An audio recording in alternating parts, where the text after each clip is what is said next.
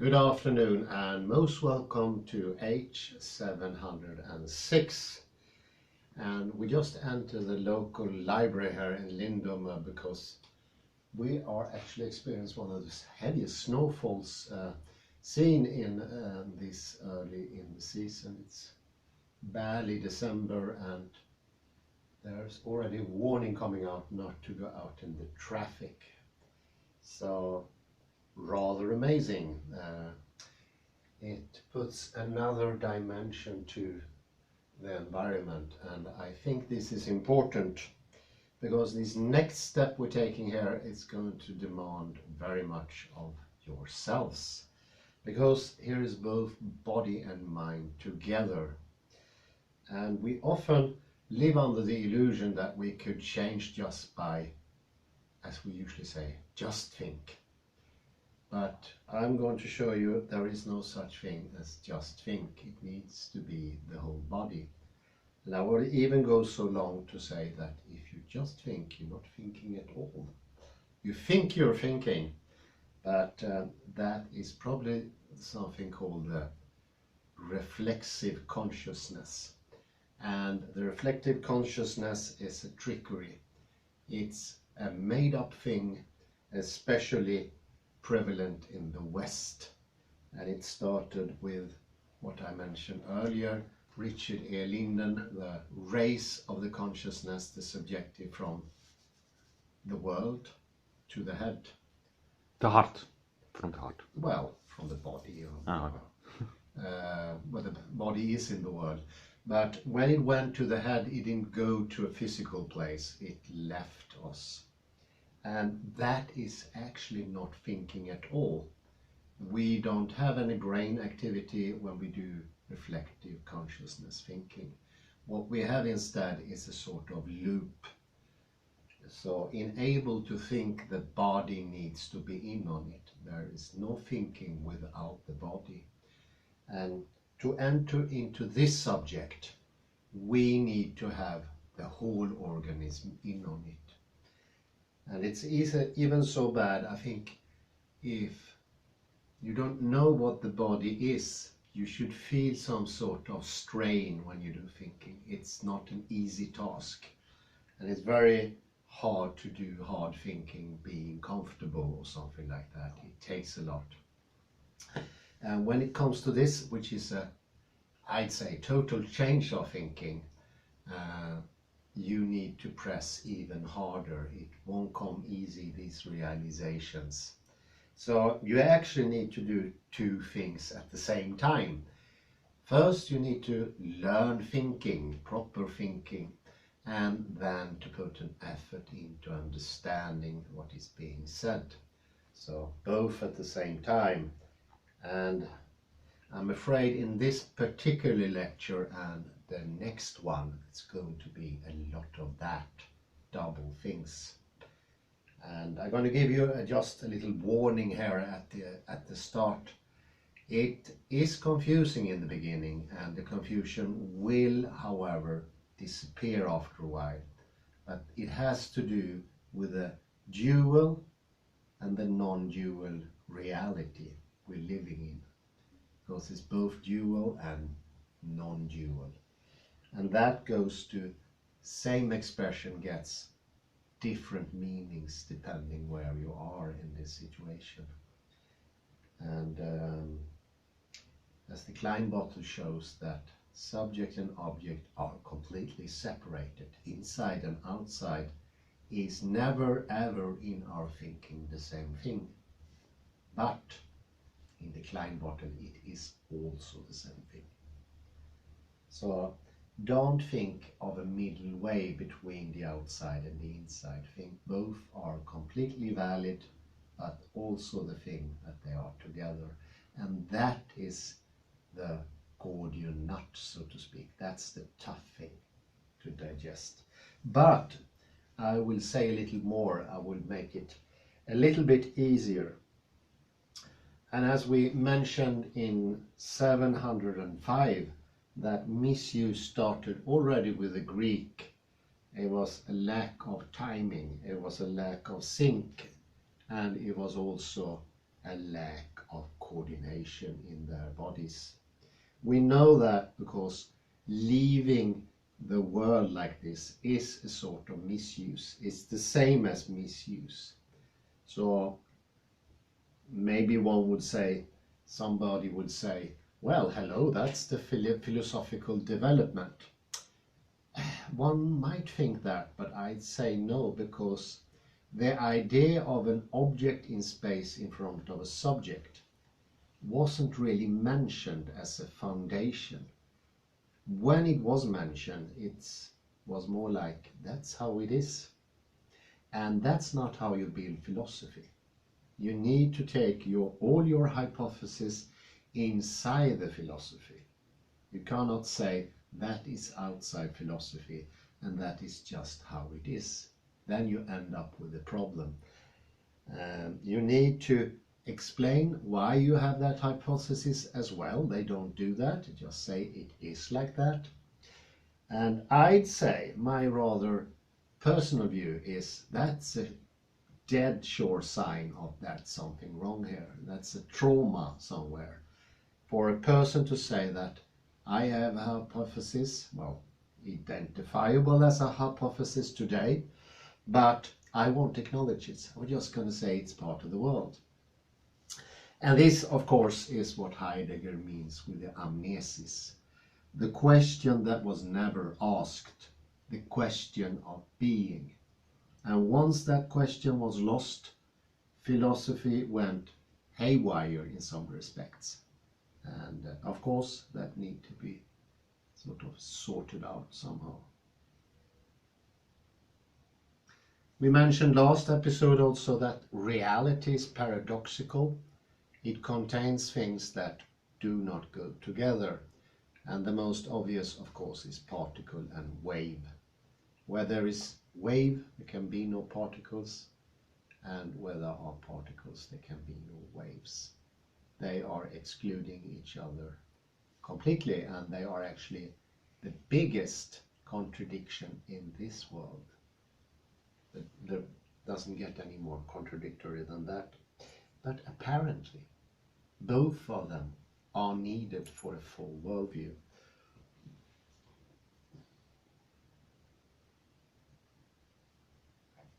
So one could say that we got an attitude, a postural, something that's called a postural attitude. And a postural attitude, it's a preconceived idea how things should turn out to be. And we all have that.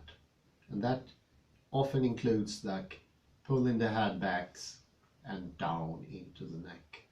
Tensing this part, tensing the buttocks, tensing the knees, tensing the ankles. That's a standard thing. We all do that. But this is actually a postural attitude that tells us the world is in a certain way. Most probably I'll say that it tells you that the world is an object in space in front of a subject. I think that bodily attitude is what that sort of verbalizes into. That's how you put it in words. You need to translate the feeling of being tense or detached from the world. I think that's a good word. The feeling of being detached from the world is just this, an object in space in front of a subject. That is this tension talking. So you see, this can be translated both into a mental sphere, that we can say that builds up philosophy as a foundation, and it makes it possible for us to construct objects in the world, and we can also in the same time construct this subject, the reflective consciousness. But it can also be seen as a bodily tension. Tension and also flappy parts, like the back doesn't have enough tensegrity.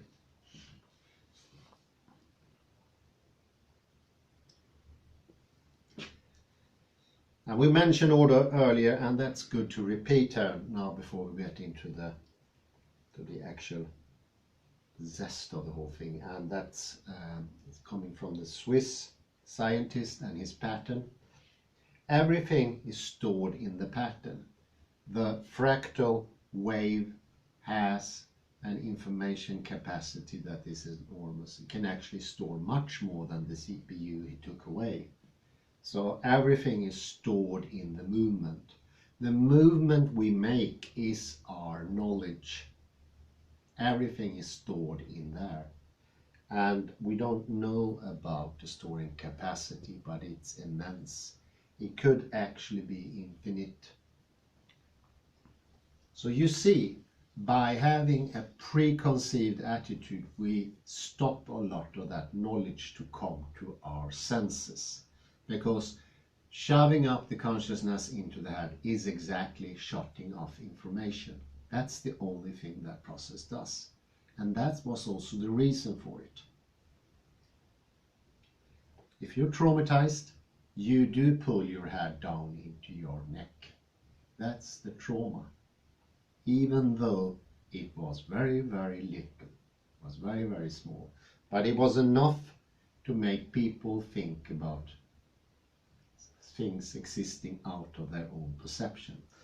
Why would that be? Well, you do not feel to be in reality anymore. When you're not feeling real, when this doesn't matter to you as it should be, as it used to be during the time of the Odyssey or the Iliad, then you start inventing things automatically. You need proxies to have a life. You need the objects, you need the subject, because you're no longer in this world. And that was exactly the process that started with the pre-Socratic and then developed more and more. And when Descartes asked this very really weird question, how do I know I exist? I'd say that's a sick question. That's not a normal question to ask yourself, because that means that you have shut yourself out of the body. It's a little bit like a schizophrenic asking, how do I know I'm not Napoleon Bonaparte? It's in the same league. And we know that Descartes had a horrible body posture, actually unique for that time. So it's a sort of misuse, and you could call this persistent duality, when the duality goes all over the whole plane. When I, so to speak, invent a meta-logic or a meta-language, I think I can do that. And I want to use this meta-language to tell me what the world is about. Something that was disproven by Gödel.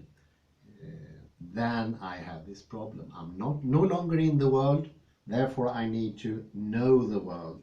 And how can I know a world I'm not part of? Well, I invent the meta-logic or meta-language or whatever meta.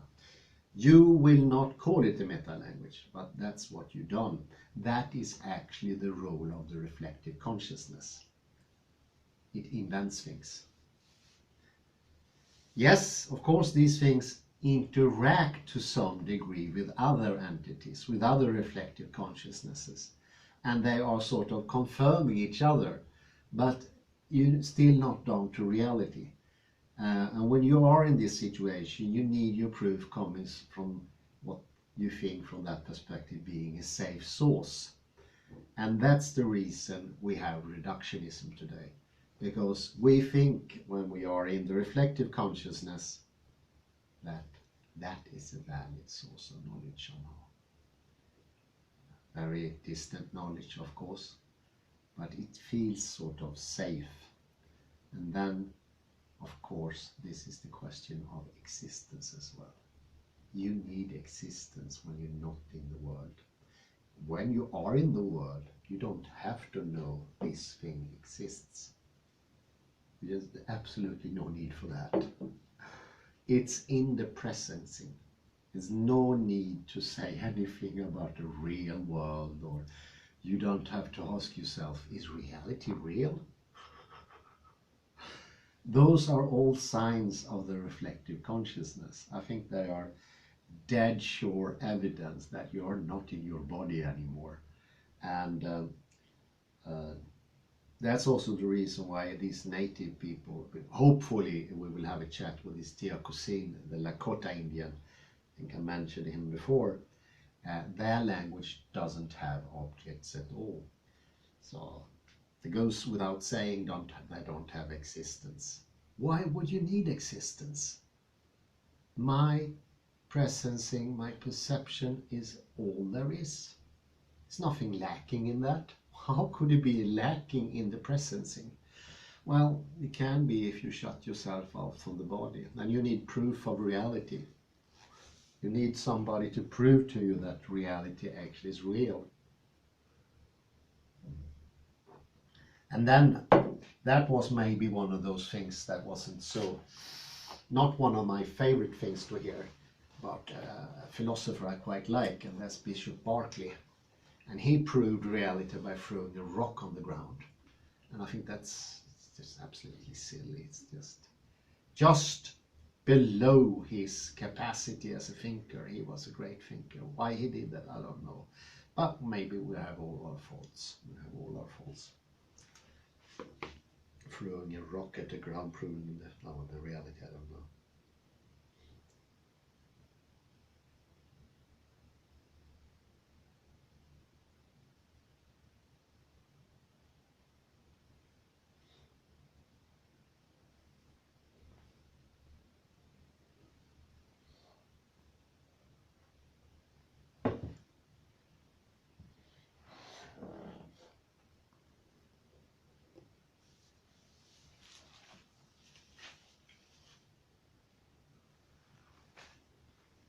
So I will start the new subject here without further ado.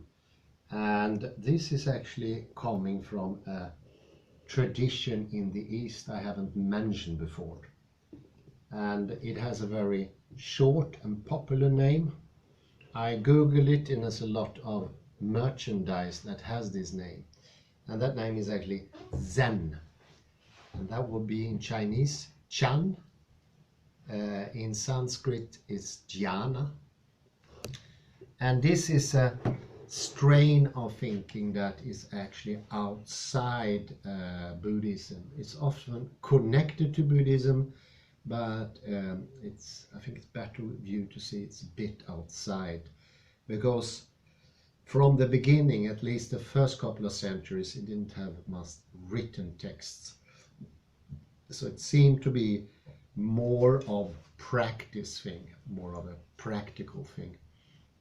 It did, however, later got a lot of written material. One famous person there is Dogen, as one of the most famous, and then came a lot of people later. But they speak of 3 levels of what they call koshin, or mind. And that can help to explain this thing I took in the introduction in another way to make it maybe a bit clearer, because we need to go different alleys, different approaches to the same subject. And my idea is by approaching the subject from different directions, without claiming too much, without stating too much, we can avoid the possibility of creating another existence, another fake object world, or I don't want to make a new ontic reality, because there's always a risk if I, as I did introductory here, criticized a bit, there is a risk that you are instead creating something new. The criticism makes a shadow thing, and that shadow thing is almost like an alternative. And this I want to avoid. I don't propose really an alternative in that way, something that does the same thing but uses other words. And this is approach where you talk rather than speaking about what is established, speaking about the objects, and speaking about what sort of relation is there between me and the world, with the subject and the object. And by not going into that, I won't reinforce this object in space in front of a subject. Because they just talk about levels of consciousness. They don't say where it is.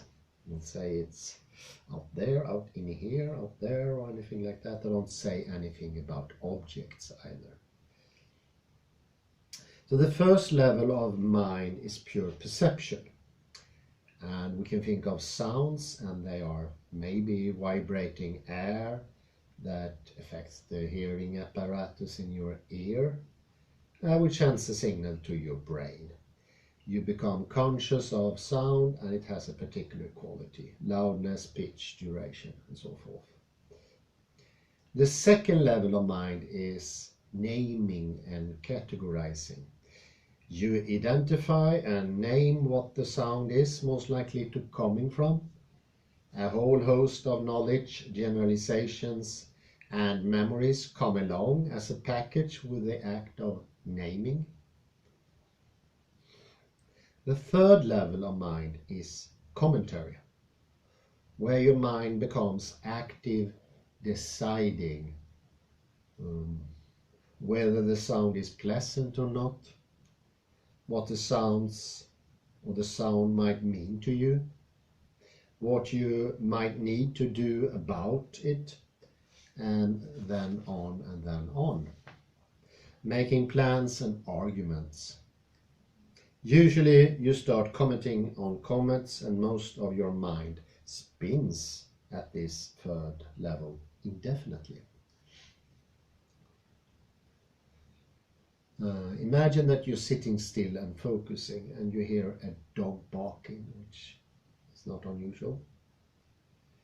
The first level of mind, you simply perceive the sound.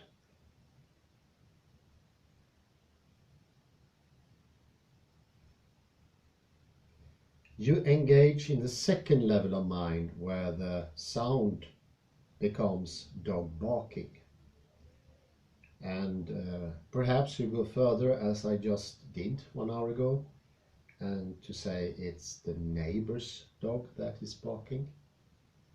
We heard a dog earlier on here, and I said it was the neighbor's dog. Oddly, the third level of mind gets involved when you decide the barking is annoying, and wonder how your neighbor can be so insensitive about leaving his dog out in the yard, and then think about how you should join the neighborhood association and do something about it, except you're too busy with your job to do that. And come to think of it, maybe you should get a new job. It's not that the third level of mind commentary is inherently bad or harmful. In fact, it's very useful. The problem is that you probably spend too much time spinning around in the third level of mind, rarely checking back into the first level of perception, so you can get some new data on your life.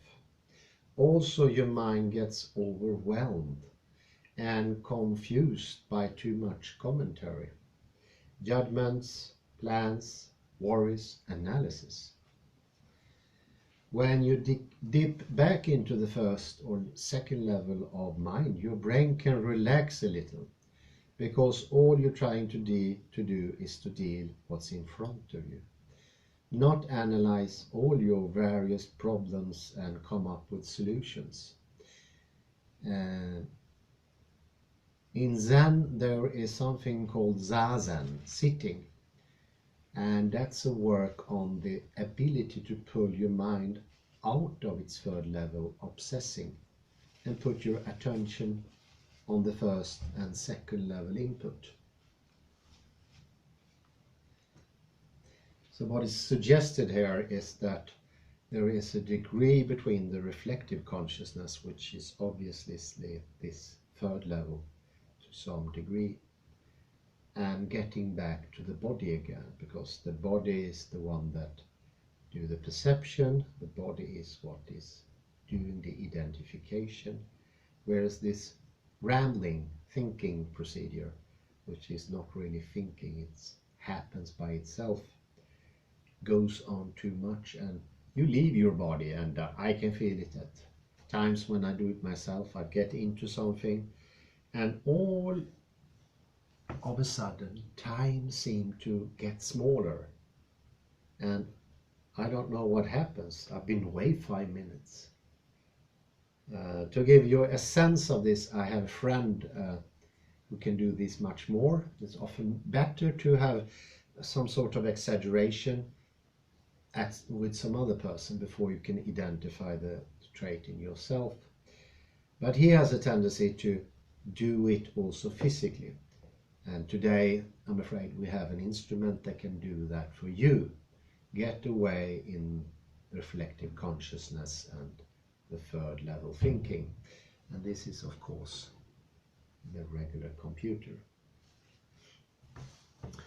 Almost all the time when I'm using the computer, I tend to disappear. I managed the last couple of weeks to stay in the situation a bit more in my body. There are numerous helpful things you can do. Take in the surrounding area, and all of a sudden you get to feel it's getting dark outside. You also get to feel it's quite warm in here, and you get back to the body here. But my friend, he went even further. He was supposed to cook pears with wine, some very nice dessert. So he put it on the stove, the pears, and he filled the casserole with wine. I think it was red wine and some sugar. And that was supposed to boil at a low temperature, not too hard. That's how you do those pears. They're delicious. They're actually very good. Wish I had some red wine and some pears. Sugar I have. Well, he said this is going to take a while. It's going to take about 20 minutes. So while I had time to check something out about the recipe, he was wondering, should you also put in cannella? Because that's not uncommon in this specific. So he went to the computer and he wanted to check out, are there any famous recipe where you put cannella in this pear dessert? And when he did that, he started to wonder, where does cannella come from? And then he looked into some page and said cannella comes from Ceylon. And when he was looking there at the plantages that made cannella, he started thinking, what is Ceylon? I've never been to Ceylon. What do people do there? And he started looking there and he found out there were like 20 million people living there. And there's a lot of people in that small island, he thought to himself. So what do they speak there? And it turned out they apparently they have elephants there, and he said, oh, they have elephants there. And then he found out they also have tigers. And then he said, it was a long time I saw a tiger, and then he started thinking about how we went to the zoo, and there was also a lion there and an antelope. And then he started to check out the antelope. Then he realized somewhere, I should go back to Kenya. Note here, he didn't say to himself, no, I should maybe go back to the kitchen. No, he said, maybe I should go back to Kenya, because that's where the antelopes left. And he contacted somebody in Kenya, should I get back to you? And started chatting with him. And then he remembered something else, that when he was young and he wanted to go abroad, he always had his special bag. He put all this money in and said, do they still sell those bags? And he checked further and further. And this continued. You can well imagine the future. But he sort of woke up to his first and second level mind once more, and that was the sound of the fire patrol. I think that sounded something like that. Beep, beep, beep, beep.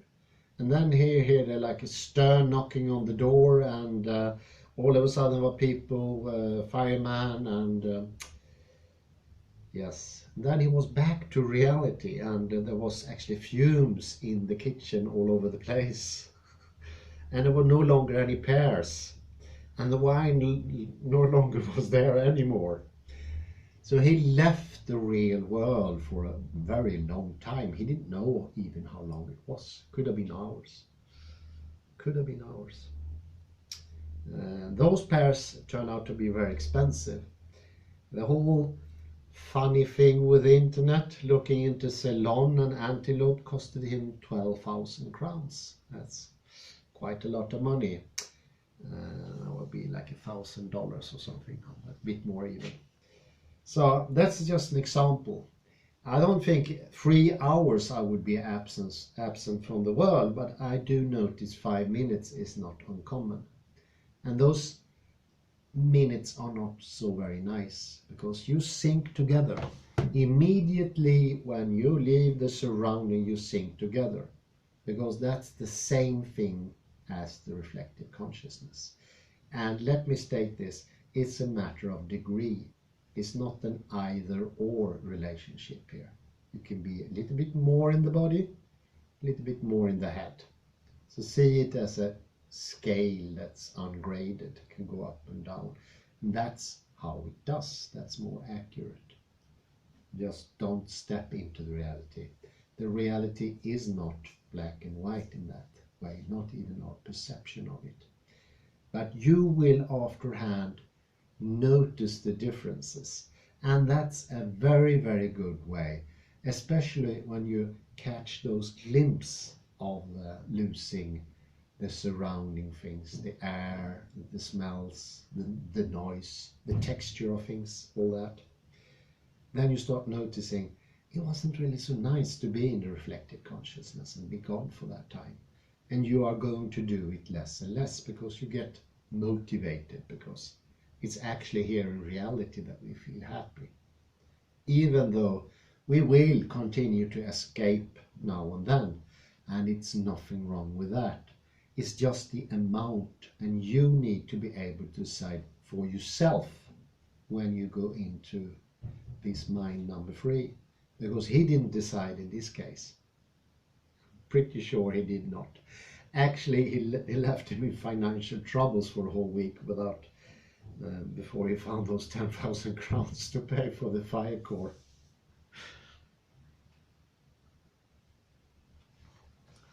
So you see something here, and it goes without saying, of course this is a new tendency, that this, can you imagine this happening in the Middle Ages or even earlier Stone Age?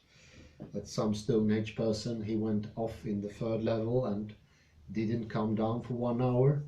He would have been eaten by a tiger, or instead of thinking of a tiger, he would be eaten by a tiger. I'm quite certain that happened very, very infrequently, because you need to be on your toes when you are like involved in the reality. And I think there's another thing that Stone Age people didn't have, and that is so many things we do today are, we assume them to be completely 3rd level. I think that's a better way of going about it. The problem starts really not when we go into the 3rd level. The problem starts when we think the 3rd level is an exclusive area to go into that does not involve the body. That's the problem, I think. Let it be complementary. Go into the 3rd level, but remember somewhere in the back head you also have a body somehow. And I think that is even more helpful than being harsh on yourself. I need to go back to reality. You see, it's a shock directly.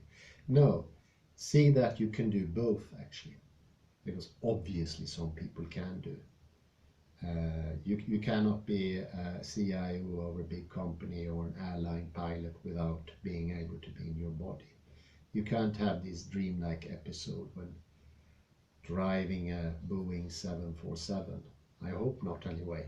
My God, if that was the case. No, they are actually something that is not exclusive in this case. They are together. But so many things in our reality sort of trick you into thinking that's not the case. We don't see thinking as something bodily today, which is a shame, especially in Western culture. We think it's something it's possible to do disembodied thinking, without thinking about how your body is situated, which sort of environment you're in, how you feel, what you eat. All those factors are gone. And that gives the illusion that the body is not necessary. And so many people in the West think you don't need to put an effort in thinking. Sure you do. It's a physical effort. And you should feel. And you can't do it always. And you cannot do it in all situations. You cannot do it in an area that is not stimulated. It won't happen. Maybe you can do a marathon in, let's say, some horrible place, the desert or somewhere. Yes, you can do that. But you can't do thinking in a horrible place. Thinking won't come. Because thinking is not at your command. You need to have the inspiring environment. Because the body needs that. Because the body is partly unconscious. So you need to learn what the body needs to help it. And that's what this guy, the tennis guy, Tim... Serena Williams. No, not him. Tim Grayton, the inner tennis game. He meant when he talked about self 1 and self 2, that in the tennis game you need to get acquainted with your unconscious self. You need to learn what stimulates it. You need to learn when it functions as its best, what sort of encouragement it needs. And that's obviously not the case in the modern education system in the West, because we do everything in our path to sort of get rid of thinking. It's been a bad thing. Instead, we have this reflective consciousness thinking, which is the same thing going on and on and on. The body is the thing that thinks. So that the better the body feels, the better you think. This is a covalent thing there. And obviously my friend was affected by the idea that his consciousness could exist outside his body somewhere, floating around. Maybe he thought for a while he was a brain in a vat. But when you learn to understand and feel in your whole body, it's not a pleasant situation. It doesn't have any pleasantries to it. I think we've been tricked somewhere, and I think it's been sort of hinted in Aldous Huxley's Brave New World, that people can get lured into those states, lying down, not be active. But what he doesn't tell is that there is actually a loss already by lying down and trying to be active in the world. You lost most of it, because when you lie down you're supposed to sleep and nothing else. That's it. And half lying down in a sofa, it's also lying down. It's not being active. And therefore your mind will not be active either. That's okay if you want to take a rest. And then sleep, for God's sake. Don't do anything else. The method of Zazen is to bring attention back, but to do it in a way that is non-intrusive, in a way that doesn't affect the rest of what we're doing. That we can continue to have level 3 activities, and any idea of taking away level 3 is off the limits. It's out of the question. Level 3 should be there. We should enjoy conversations in the head. We should engage in daydreaming and all that. And I think something we often confuse the thing, and in a way it's understandable, because we escape from reality too often, and then we think maybe the escape route I'm taking, that's the bad thing. So all daydreaming is bad. No, you can actually daydream and still linger on in reality. And that is because you keep yourself in balance.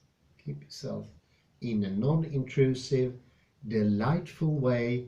You still present, and when you notice actually the daydreaming becomes more lucid, clearer, better, the quality gets better, and I mentioned earlier to my colleague, we had an intellectual disaster in the West the last 100 years. We've gone down like this. And that's because we lowered what the standards are. We don't know anything about the great literature anymore. We don't know anything about history. We don't even know what's happened yesterday. So we made things so much easier because we don't have the capacity anymore.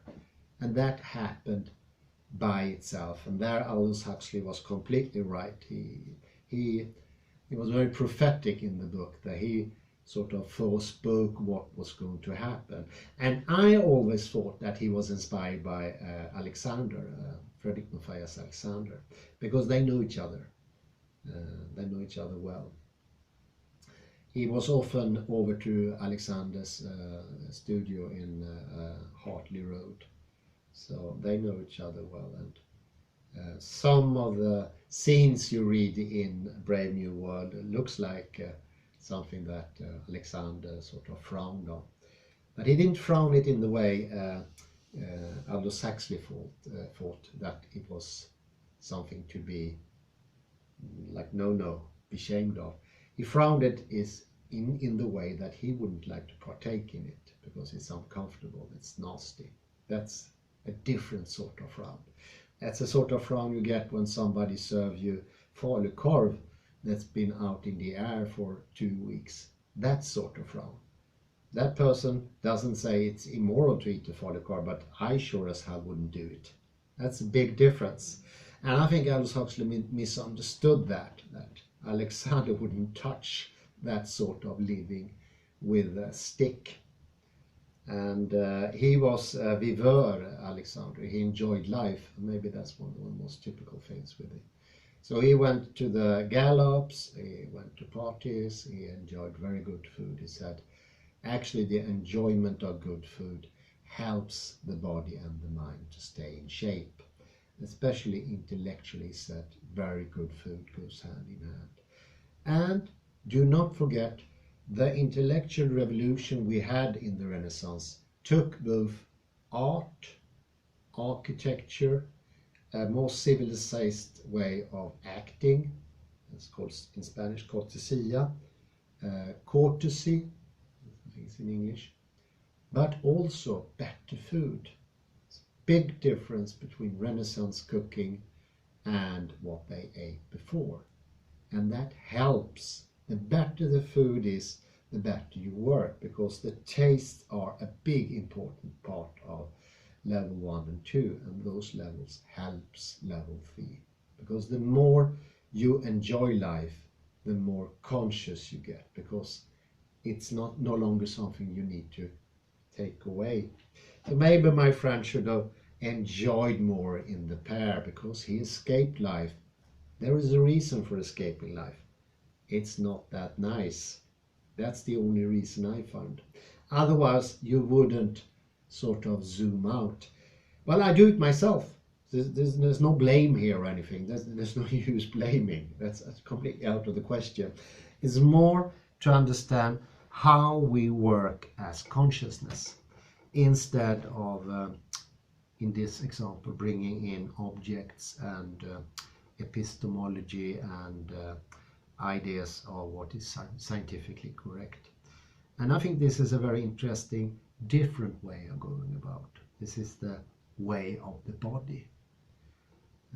So mentioned in earlier lecture, the body is the pathway into better integration, because the body is constantly, ever so, always non-dual. It's always complementary. And when you expand, because you will learn in the end how to expand your mind. This is not the word game. You can actually expand your mind, because there is a visible difference. I would say not expanded is a bit like this. You lose your gaze, the eyes become dimmed, and then being awake, being in reality. And it's a different tonus, different feel to the hands, and I feel the ground. And to be honest now, I'd say my feet disappeared for a while here, maybe 5-10 minutes. I haven't felt my feet. And I can feel that it's not horribly cold. It's not that comfortable actually, the boots I'm standing in now. But every feedback is good. But it's the no feedback that we should have sort of identify and lessen. So to sum the whole thing up, expansion takes in all levels of consciousness at the same time. So we don't have to have an exclusion and say, once I have level 3, I can't have the other levels. And the same goes with Tim Galway and in the tennis game. Once you get accustomed to the two selves, self 1 and self 2, the more practical, the more learning self, self 2, the one that actually do the playing, will get better and better. And there will be more success. It will feel greater. And when it feels greater, self number 1 will leave self number 2 to do his job and do what he's best at. There will be a working order. And this working order takes time to establish, but you will get better at it after a while, once you practice it. You can remember you had this as a child, at least in early childhood, when you start developing self number 1, because that's the later one. All kids have self number 2, but self number 1, I would say, starts somewhere when you are 5-6 years old, something like that. The reflective consciousness. So, like you don't have to be in the situation. Well, I think I round about here, and I say thank you very much for listening, and do have a very pleasant afternoon. Thank you. Thank you.